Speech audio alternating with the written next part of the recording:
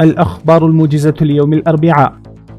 طالب وزير الخارجية المولوي أمير خان متقي في لقاء مع المنتخب الأفغاني للكريكت أن يكونوا ملتزمين بالقيم الإسلامية والوطنية، وإعطاء العالم فكرة أن الدين والرياضة ليس في نزاع. وشكر رئيس مجلس الكريكت مرويس أشرف وقائد المنتخب الأفغاني حشمة الله شهيدي الإمارة الإسلامية على تشجيع اللاعبين دائما.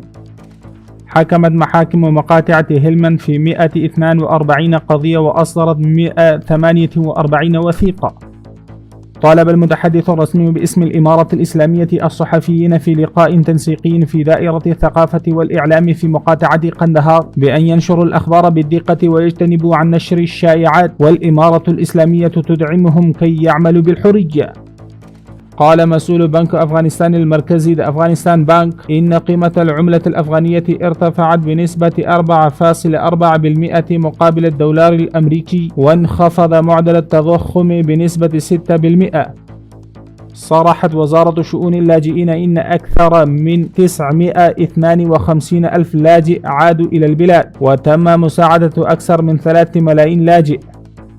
حسب تصريحات بلدية كابول تم الانتهاء من بناء طريقين فرعيين في المنطقة 16 وقدم للاستخدام.